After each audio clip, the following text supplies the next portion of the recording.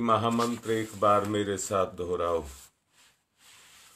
ओम भूर्भुवः स्वः तस्सवितुर्वरेण्यं भर्गो देवस्य धीमहि धियो यो नः प्रचोदयात्। भगवान की कृपा से आज हम सबकी जिंदगी का एक ऐतिहासिक दिन बनने जा रहा है।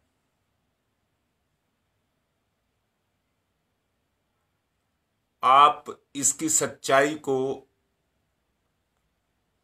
आने वाले समय में देख पाएंगे। अगर मगर कुछ नहीं लगा रहा हूं, इतना कह रहा हूं, आपने साथ दिया तो इसके परिणाम देख लेना। बहुत कुछ उम्मीद हमारी गुरु सत्ता को हमसे है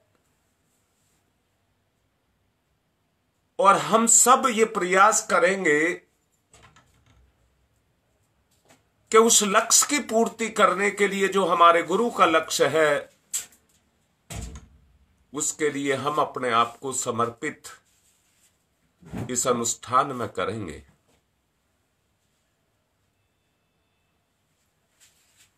मैं आप लोगों को अचेतन के बारे में समझा रहा था।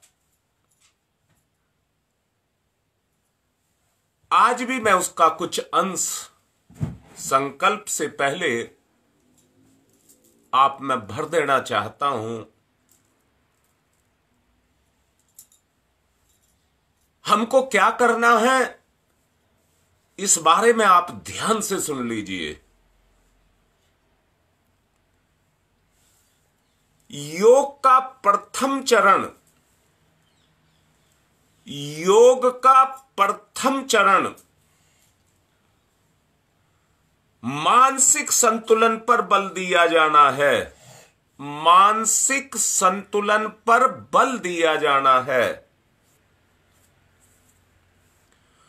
अनुकूल प्रतिकूल परिस्थिति तो आज तक भी रही है और आगे भी रहेंगी।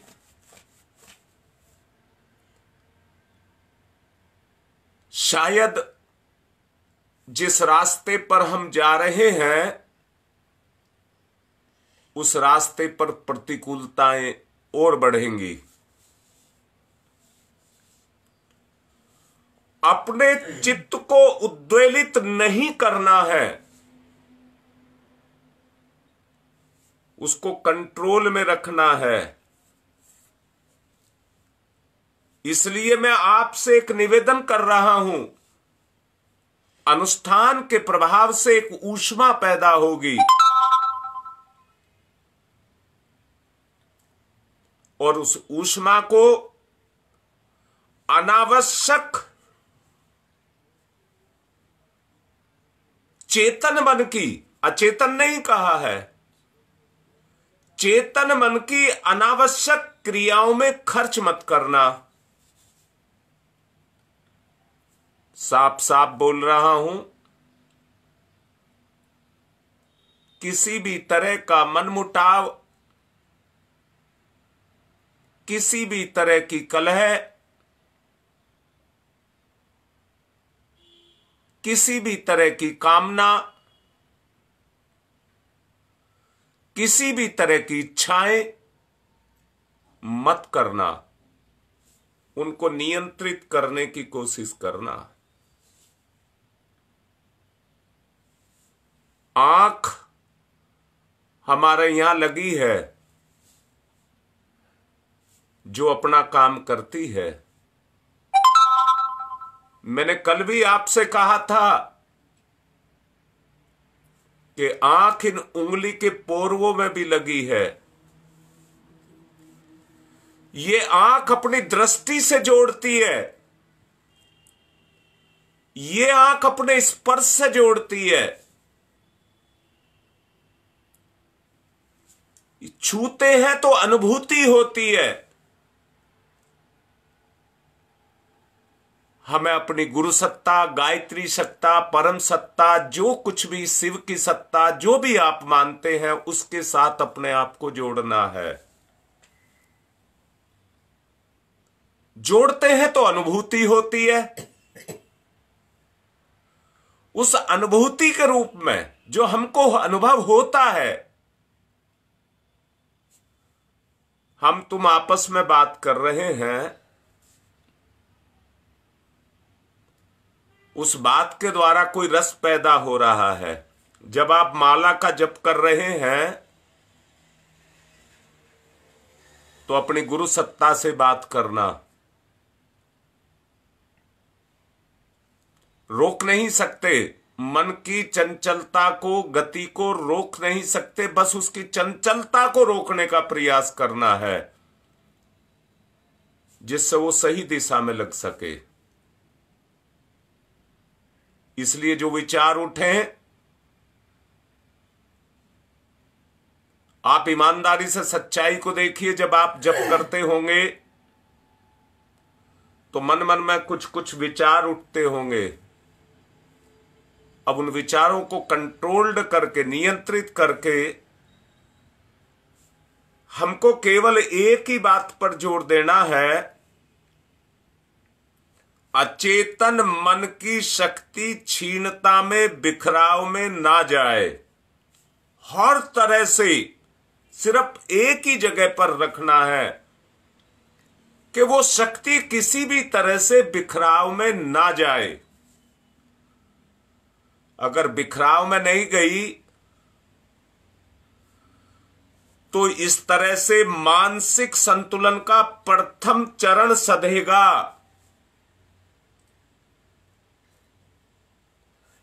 इसी के साथ साथ अगला चरण भी उठाया जाएगा। इसी बीच में अगला चरण भी उठाया जाएगा। ये पहला चरण है कि आप मानसिक शक्ति का ह्रास नहीं करेंगे। उस शक्ति को जमा करके, बचा करके, जिस तरह से लकड़ी में आग रख करके उसको सुलगाया जाता है, यहां मैं एक बात कहना चाहूंगा। जो हमारा अचेतन मन है, चेतन की जो पार्श्विकताएं हैं, उनकी जड़ें अचेतन में घुसी हुई हैं। चेतन में, जो चेतन मैंने बोला था, जिसमें कल्पना और बुद्धि काम करती है, जिसमें आप संसार में काम करते हैं, उसको चेतन मन कहते हैं। उस चेतन मन में जो जितनी भी पार्श्विकता है, सच्चाई को देखो, सच्चाई को समझो, और सच्चाई को यह समझो कि जो आदतें, बुराइयां, कमियां, जो कुछ भी हमारे साथ लगी हैं, वो हमारे चेतन मन में हमको दिखती हैं, पर उनकी जो जड़ें हैं वो हमारे अचेतन मन के अंदर समाई हुई हैं। हमको क्या करना है? जो ऊष्मा, ऊर्जा, जो शक्ति पैदा होगी, जिसको आप बटोर करके रखेंगे, उस शक्ति से उनका सर्वनाश करना है, उन बुराइयों का सर्वनाश करना है। इसलिए भरसक प्रयास ये करना, जप के माध्यम से जितनी ऊष्मा, ऊर्जा एकत्रित हो, उसको किसी भी तरह की गलत सोच अपने अंदर पैदा नहीं करना। बस इतना भर कर लेना। चेतन मन की जितनी भी जो चेतन मस्तिष्क है, उसकी जितनी गतिविधियों को कुछ समय के लिए रोक करके उस संस्थान में क्रियाशील किया जाए, तो वो जो विद्युत शक्ति है, जो विद्युत शक्ति जो आपके द्वारा पैदा होगी, वो अचेतन मन के क्षेत्र में नियोजित होने लग जाएगी, उसी में जाकर के समाने लग जाएगी। आपकी आंतरिक शक्ति बढ़ जाएगी। इसको नियोजित करने पर दावे के साथ आपको कह रहा हूं, दावे के साथ कह रहा हूं, आपकी अतीन्द्रिय क्षमताएं बढ़ने लग जाएंगी। अतीन्द्रिय क्षमताएं बढ़ने लग जाएंगी। मैंने सुना है शिवजी भगवान का एक तीसरा नेत्र है। दो नेत्र तो सबको लगे हैं, पर शिवजी भगवान का एक तीसरा नेत्र है। और वो तीसरा नेत्र क्या करता है? इस काम को जला करके भस्म कर देता है। ये बड़ी से बड़ी शक्ति है जो इतनी क्षमता रखता है कि ये सब होने पर भी, देखिए, शिवजी भगवान सदा नंगे, दिगंबर, दीनहीन, भूत प्रेतों के साथ ही बने रहते हैं। उन्होंने अमृत का त्याग करके गरल को पिया, हाथी तथा घोड़े को छोड़ करके बैल की सवारी की, हीरा मोती रत्नों को त्याग करके सर्प और नरमुंडों के आभूषण बनाए। इस प्रकार शिवजी का स्वरूप हमको इस बात की शिक्षा देता है, हमें प्रकृति ने यदि विशेष शक्ति का योगदान प्रदान किया है तो उसका उद्देश्य ये नहीं है कि हम स्वार्थी बन जाएं। इसका उद्देश्य ये नहीं है कि हम स्वार्थी बन जाएं। अपनी शक्ति का उपयोग करिए, सुख और भोगों में ना करें, सुख और भोगों में ना करें। शिव जी का आदर्श हमको बतलाता है कि जिनको जितनी अधिक शक्ति मिली है उसका दायित्व भी उतना ही बड़ा है। ऐसी विशेष सामर्थ्य जो अन्य लोगों में दिखाई नहीं पड़ती वो आप में दिखाई पड़ेगी। मैं दावे के साथ कह रहा हूं, वो आप में दिखाई पड़ेगी, कोई रोक नहीं सकता। बस केवल इतना कह रहा हूं, जो कुछ रोज समझाता चला जाऊं उसको मन को लगा लेना, उसको मन को लगा लेना, उस रास्ते को मत छोड़ना। सब कुछ बराबर होता हुआ चला जाएगा, बराबर करके रख देंगे। संकल्प को बांधिए अपने जीवन के साथ में, हम करके दिखाएंगे और करके रख देंगे। ये अन्य विशेषताएं किसी और में नहीं है, ये परमात्मा के वरदान स्वरूप समझी जानी चाहिए। परम पूज्य गुरुदेव परमंदनीय माता जी का इसको असीम आशीर्वाद मानना चाहिए कि ये हमारे साथ होगा। रोक नहीं सकेगा कोई, रोक नहीं सकेगा कोई। उसका उपयोग स्वार्थ साधन जैसे तुच्छ उद्देश्यों में रत्न को कांच के मूल्य पर बेचने जैसा होगा। मानव जीवन की सफलता इसी में है कि हम व्यक्तिगत लाभ और सुख का ध्यान छोड़ करके उसकी शक्तियों का उपयोग परोपकार के लिए करें। वो आगे करेंगे, वो आगे करेंगे। अभी तो केवल आपको इतना करना है कि अचेतन मन के अंदर उस शक्ति को बटोर करके रखना है, उसको वैसे ही नहीं बहा देना है, उसको खत्म नहीं करना। तो इसलिए मैं फिर से कह रहा हूं, ना गलत सोचेंगे, ना आपस में किसी से कलह करेंगे, शांत दत्तचित्त होकर के रहेंगे। भगवान शिव का नंगा रहना इसी बात का प्रतीक है। सब छोड़ दिया, अपग्रह कर दिया, ये सब छोड़ देना ही। मैं कह रहा हूं और कुछ मैं कपड़े उतारने के लिए, उनकी तरह से नंगा होने के लिए नहीं कह रहा हूं, परंतु जो कह रहा हूं वो ये कह रहा हूं कि अपनी शक्ति को किसी तरह से बटोरो। जो शक्ति विनाश में जा रही है उस शक्ति को बटोरो।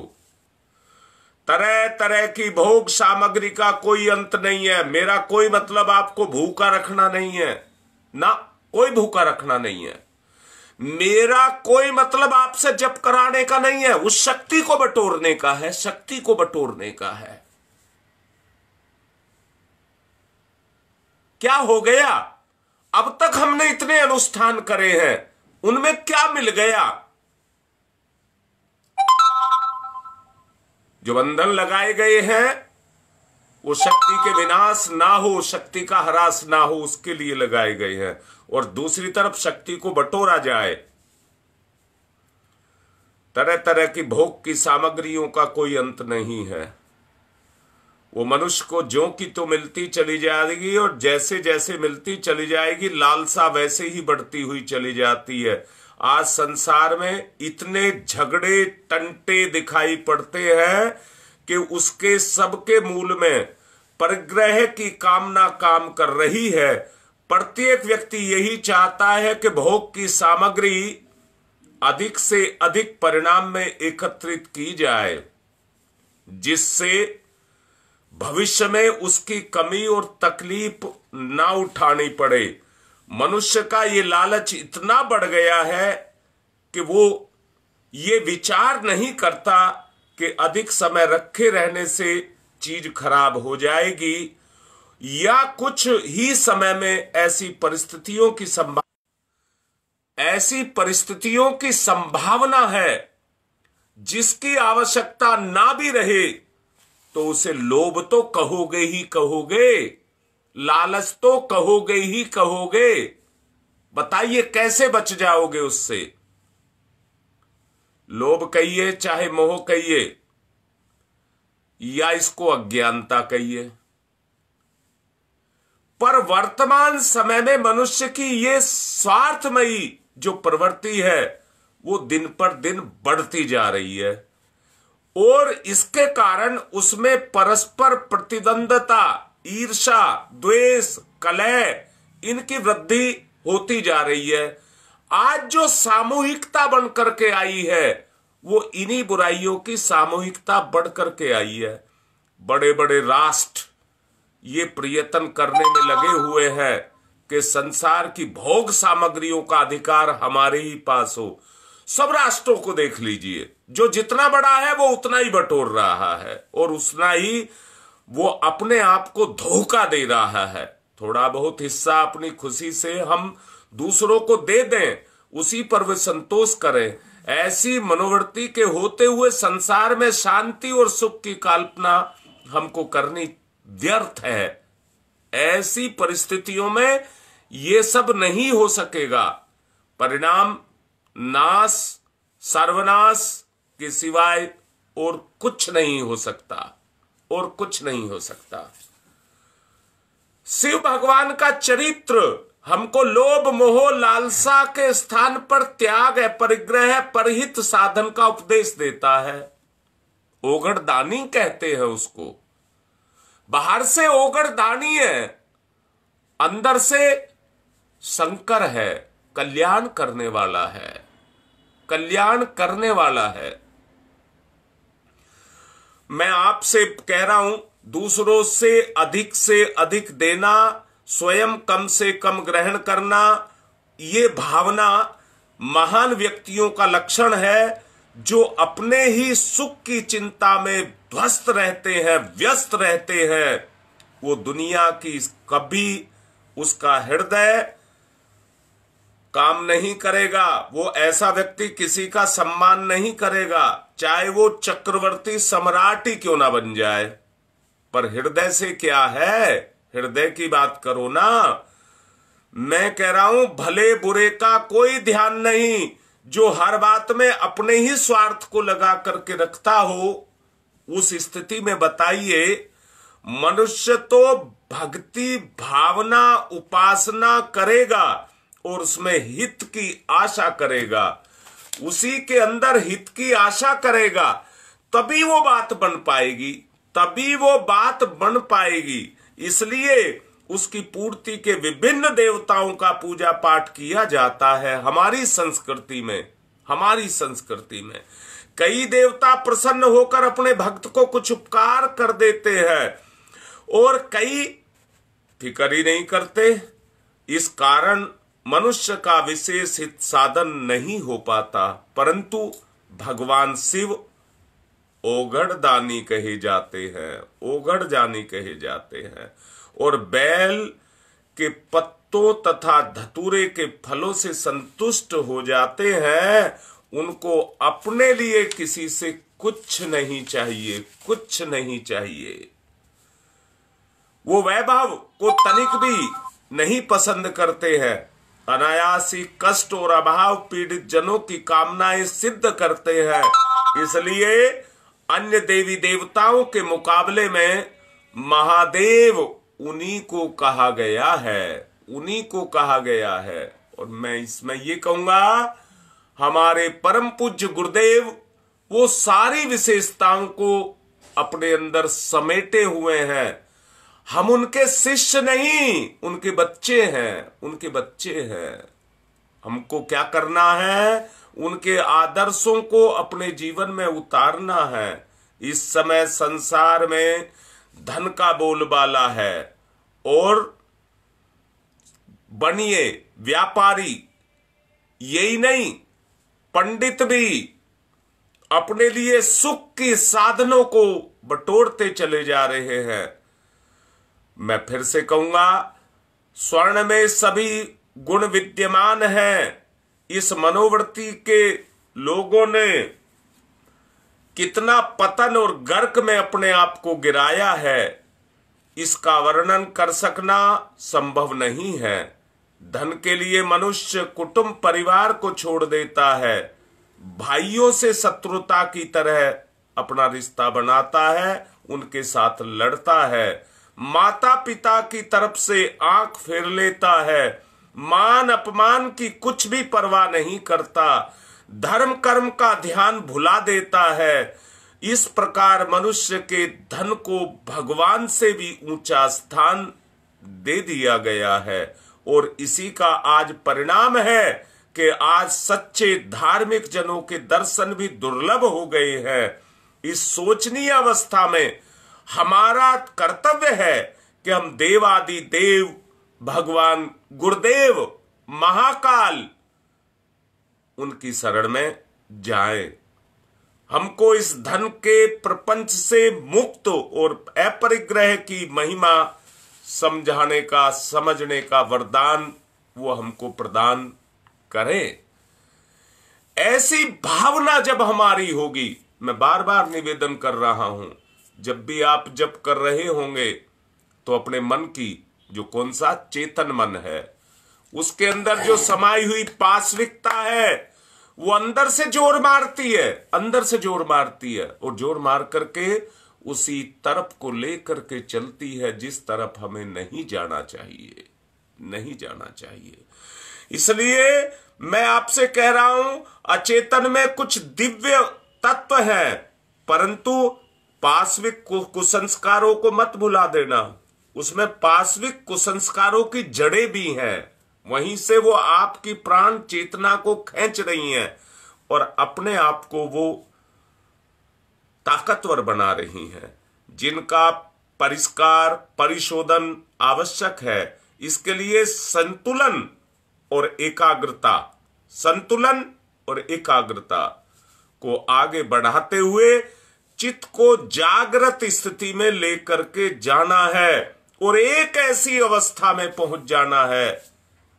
आप जब जप करने लग जाएं तो परम पूज्य गुरुदेव परम वंदनीय माता जी से आपकी सीधी वार्तालाप होने लग जाए। आपका चित्त, आपका ध्यान, आपकी मनोवृत्ति उन्हीं के साथ जुड़ जाए, या कहिए उनकी प्रेरणा आपकी माला में उतर करके आपके चित्त में उस शक्ति को भरने लग जाएं। आपके अंदर जो विचार पैदा हों वो उन्हीं से संबंधित विचार पैदा हों। इसे ही अष्टांग योग भी कहते हैं, आगे चल के आएगा। इसी को अष्टांग योग भी कहते हैं। ये चरम अवस्था है और जब इस चरम अवस्था पर आप पहुंच जाएंगे, जिसके लिए जिस इनकी भूमिका को हमको पार करना है, इन साधनाओं के द्वारा अचेतन मस्तिष्क को चिंतन शक्ति एवं संकल्प शक्ति के साथ शिथिल करते हुए वहां तेजस और अचेतन में नियोजित किया जाना चाहिए, तेज उसमें भर जाना चाहिए। तभी अनुपम दिव्यताएं प्रकट होना शुरू हो जाएंगी।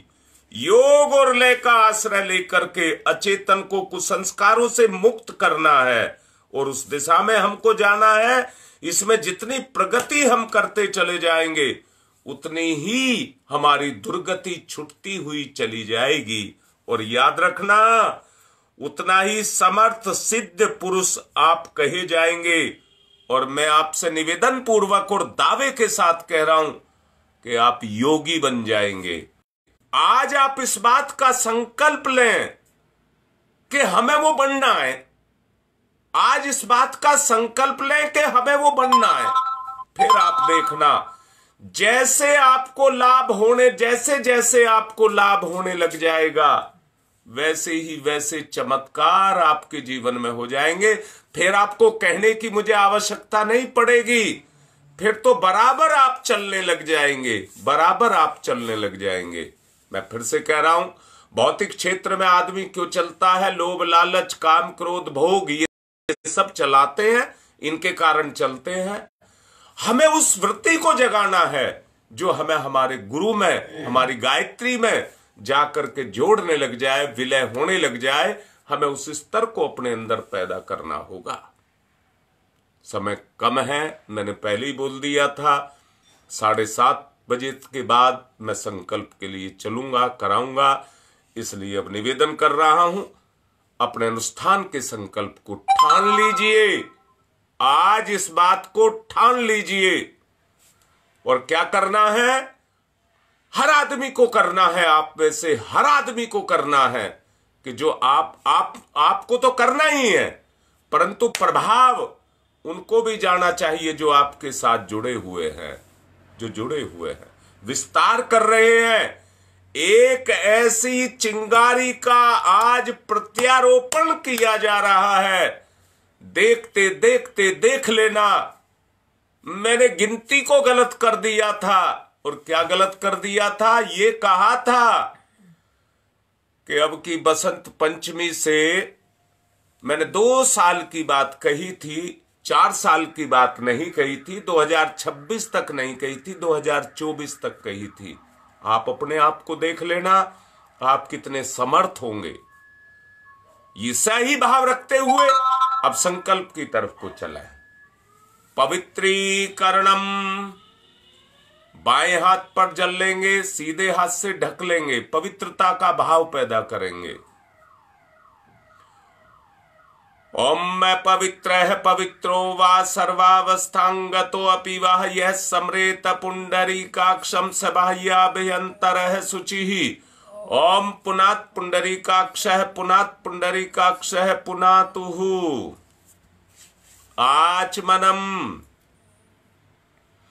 ओम अमृतो प्रस्तणमसि स्वाहा। ओम अमृता पिधानमसि स्वाहा। ओम सत्यम यशः श्रीर्मयी श्री श्रीयताम स्वाहा। हाथ साफ करिए,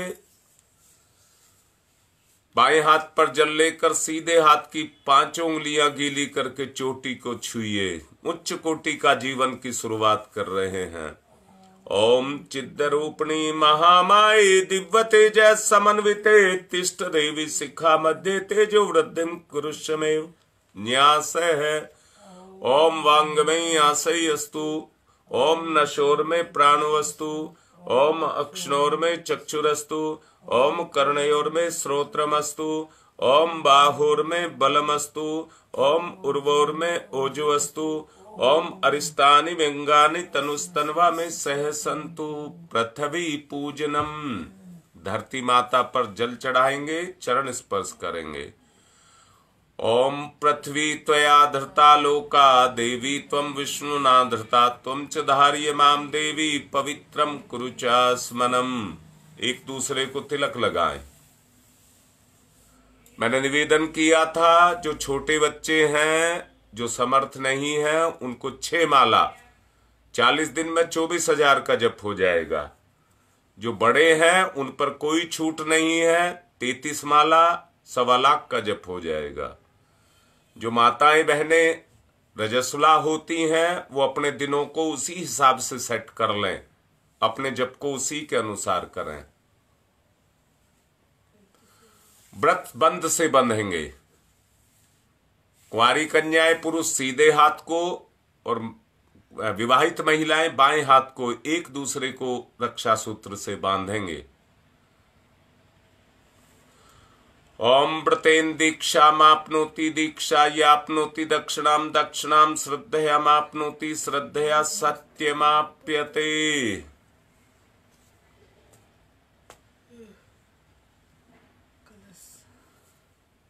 कलश का पूजन करेंगे।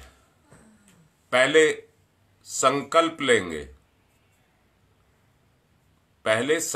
लेंगे, हाथ पर पुष्प, जल और अक्षत ले लेंगे। ओम विष्णु विष्णु विष्णु श्रीमद्भगवतो महापुरुषस्य विष्णुराज्ञया प्रवर्तमानस्य श्री ब्राह्मणो द्वितीय प्रार्धे श्री श्वेत वाराह कल्पे वैवत मनवर्ते भूलोके जम्बूदीपे भारतवर्षे भरतखंडे आर्यवर्तक देशांतर्गते, अपने अपने क्षेत्र का नाम लीजिए।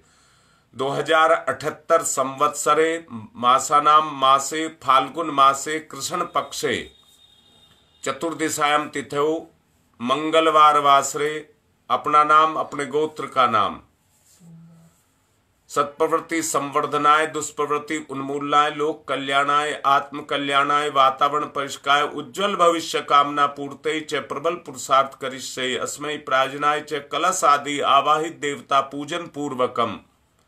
गायत्री मंत्र का 1,40,000 दिन का अनुष्ठान कर्म संपादनार्थम संकल्पम, आत्मनिर्माण के लिए, लोक निर्माण के लिए और अचेतन मन की वृद्धि के लिए कर्म संपादनार्थम संकल्पम अहम करिष्ये।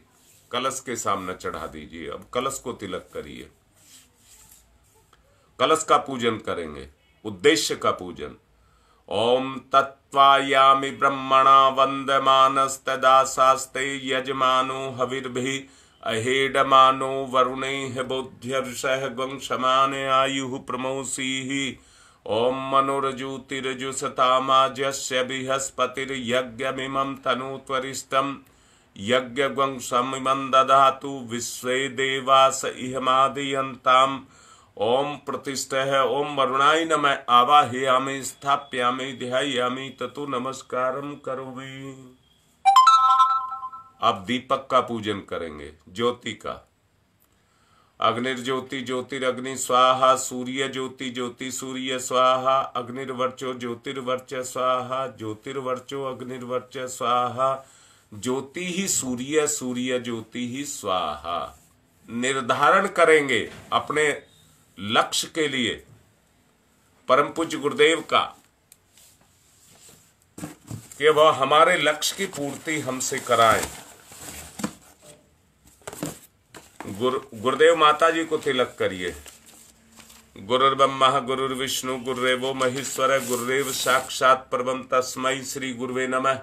अखंड मंडलाकारं व्याप्तं येन चराचरं तत्पदं दर्शितं येन तस्मै श्री गुरुवे नमः। मातृवत्र लालियत्री च पितृवत्र मार्गदर्शिका नमस्तु गुरु सत्ताई श्रद्धा प्रज्ञायुताश्चया। ओम श्री गुरुवे नमः। आवाहयामि स्थाप्यामि ध्यायामि ततो नमस्कारं करोमि। आयातु वर्ते देवी त्र्यक्षरे ब्रह्मवादिनी गायत्री छंदसां माता ब्रह्मयोनिर्नमस्तुते। ओम श्री गायत्र्यै नमः। आवाहयामि स्थाप्यामि ध्यायामि ततो नमस्कारं करोमि। मैं चाहता हूं कि इस कार्य में सभी ऋषि सत्ताओं का साथ लिया जाए। हाथ पर पुष्प चावल ले लीजिए और सभी ऋषि सत्ताओं को भी अपने श्रेष्ठ संस्कार के अंदर जोड़िए, वो भी हमारी सहायता करें। गौतम ऋषि श्रोत्र कर्म के संप्रदाय का जिनने किया परिवर्तन था, अग्निहोत्र की परंपरा में किया सुखद संशोधन था। सभी प्राणियों के जो प्रिय उन गौतम ऋषि को आज नमन। ऋषि प्रिय थे जो रहे ना निष्क्रिय, उन गौतम ऋषि को आज नमन। ओम गौतमय सर्वभूतानां ऋषिणां च सदा प्रियम, श्रोतानां कर्माणां चैव संप्रदाय प्रवर्तक। ओम गौतमाय नमः। आवाहयामि स्थाप्यामि ध्यायामि ततो नमस्कारं करोमि। भारद्वाज ऋषि का आवाहन। सदा अध्ययन को तत्पर ऋषि भारद्वाज का है वंदन। अतल ज्ञान के थे सागर, ऋषि भारद्वाज का है वंदन। हे ऋषिवर, यह भाव भरा आमंत्रण है, स्वीकार करें। हम सब आतिथ्य यज्ञ में आकर अंगीकार करें। ओम भारद्वाज नमस्तुते अस्तुते सदा अध्ययन तत्पर आवाह्यामि यज्ञे अस्मिन् पूज्यं प्रतिगृह्यताम। ओम भारद्वाजाय नमः आवाह्यामि स्थाप्यामि ध्यायामि। अब विश्वामित्र ऋषि का आवाहन। तेजस्वी प्रवाहित प्रज्वलित अग्नि से तप की जो प्रतिमूर्ति बने, गायत्री की प्रतिष्ठापना करके जग की पूर्ति बने, उन ऋषि विश्वामित्र को करते हम सब नमन। यहाँ कृपा करें ब्रह्म ऋषि, आपका हो सुख कर आगमन यहाँ। ओम विश्वामित्र नमस्तुभ्यं ज्वलदा अग्नि संप्रभम गायत्री अध्यक्षी कृत गायत्री तपो रूपेण सनिष्ठता। ओम विश्वामित्राय नमः आवाह्यामि स्थाप्यामि ध्यायामि। कश्यप ऋषि का आवाहन। हे कश्यप ऋषि, सदा आपको जगती ने सम्मान दिया और आपने प्राणी मात्र को विपुल दया का दान दिया है। प्रार्थना हमारी, हम पर भी कुछ कृपा करें ऋषिवर। हम सब की पूजा अर्चा स्वीकार स्वयं यहाँ आकर करें। ओम कश्यप सर्वलोकाढ्य सर्वभूत दयाकार है, असि त्वाम प्रथयामि स पूज्यम प्रतिगृह्यताम। ओम कश्यपाय नमः आवाह्यामि स्थाप्यामि ध्यायामि ततो नमस्कारम करोमि। अब जमदग्नि ऋषि का आवाहन। हे ऋषिवर, जमदग्नि जिन्हें बिल्कुल समान हर सुख दुख था और कठोर तप के सुतेज से जो जलायमान मुख था, तपोमूर्ति उस ऋषि का होता आज यहाँ आवाहन है। महायज्ञ में उन्हीं पूज्यवर का वंदन अभिनंदन है। ओम जमदग्नि महातेजा तपसा जलती हतम आवाह्यामि यज्ञे अस्मिन् पूज्यं प्रतिगृह्यताम। ओम जमदग्नै नमः आवाह्यामि स्थाप्यामि ध्यायामि ततो नमस्कारम करोमि। अब वशिष्ठ ऋषि का आवाहन। सबके परम हितेशी ईश्वर, आप धर्म प्रतिमूर्ति रहे, कार्य कुशल इतने के कर्म के हर युग के अनुरूप रहे। जनहित से जन की करुणा से सदा भरा जिनका मन है, उन मुनि श्रेष्ठ वशिष्ठ पूज्यवर का सादर आवाहन है। ओम नमस्तुभ्यं वशिष्ठाय कर्म कृते महामुने धर्म रूपाय महते लोका नाम हितकारिणे। ओम वशिष्ठाय नमः आवाह्यामि स्थाप्यामि ध्यायामि ततो नमस्कारम करोमि। अत्रि ऋषि का आवाहन। हे ऋषि ब्राह्मण श्रेष्ठ, विश्व में जन जन के हितकारी हैं, तपय पूत हैं, सत्य रूप हैं, तेजस्वी वृद्धधारी हैं। हे महान ऋषि अत्रि, आपको नमस्कार हम सबका है। आज आप पर भी ऋषिवर कुछ यज्ञ भार हम सबका है। ओम अत्रै नमस्तुभ्यं सर्वलोक हितैषिणे तपोरूपाय सत्याय महर ब्रह्मणे मित तेज से। ओम अत्रै नमः आवाह्यामि स्थाप्यामि ध्यायामि ततो नमस्कारम करोमि। मां अरुंधति का आवाहन। सुख सौभाग्य प्रदायत्री माता, बालक शीश झुकाते हैं, इस पुनीत बेला में हे ऋषि माता तुम्हें बुलाते हैं। हम अबोध बालक हैं माता, कर लो पूजा ग्रहण अभी, यहाँ यज्ञ मंडल में होवे ममता का अवतरण अभी। ओम अरुंधत्ते नमस्तुभ्यं सर्व सौख्य प्रदायिनी, एहि मंडले मध्ये त्वं नमः पूज्यां प्रतिग्रहणमय। ओम अरुंधत्ते नमः आवाह्यामि स्थाप्यामि ध्यायामि ततो नमस्कारम करोमि। एक बात कह करके, अच्छे काम में बहुत सारे विघ्न होते हैं, इस बात से मैं मना नहीं कर रहा, परंतु हर चीज का मुकाबला करना है, हर चीज का मुकाबला करना है। एक ही निवेदन सबसे पहले करूंगा, इस बीच में कोई रूढ़ी ना आए। रूढ़ी और पाखंडों ने धर्म का सत्यानाश कर दिया। आपका संकल्प किसी भी रूढ़ी के कारण कमजोर नहीं पड़ना, बराबर अडिग डटे रहना। 40 दिन का यह अनुष्ठान है, इसमें किसी भी तरह की कोताही मत बरतना, लापरवाही मत बरतना। सभी शक्तियों को बुलाया है, उनका पूजन कर दीजिए। एक पुष्प चढ़ा करके उस पर जल चढ़ाएंगे। ओम सर्वेभ्यो ऋषिभ्यो, ओम सर्वेभ्यो देवेभ्यो, ओम गुरु गुरु गायत्री आवाहयामि, स्थाप्यामि, ध्यायामि, आसनम समर्पयामि, पाद्यम समर्पयामि, अर्घम समर्पयामि, आचमनम समर्पयामि, स्नानम समर्पयामि, वस्त्रम समर्पयामि, यज्ञोपवीतम समर्पयामि, गंधम विलेप्यामि, अक्षतानि समर्पयामि, पुष्पाणि समर्पयामि, धूपम आघ्रापयामि, दीपम दर्शयामि, नैवेद्यम निवेदयामि, फूल पत्ती या सुपारी, तांबूल पुंगी फलानि समर्पयामि, सिक्का या चावल, दक्षिणाम समर्पयामि, सर्वाभावे अक्षतानि समर्पयामि, ततौ नमस्कारम करोमि। नमोस्तनंताय सहस्रमूर्तये सहस्रपादाक्ष शिरोर्भावे सहस्र नामने पुरुषाय सारस्वते सहस्रकोटि युग धारणे नमः, सहस्रकोटि युग धारणे नमः। हमारे संकल्प में कोई कमजोरी ना रहे, बस कोई कमजोरी ना रहे। सभी देव शक्तियों से ये प्रार्थना करते हुए रक्षा विधान करेंगे।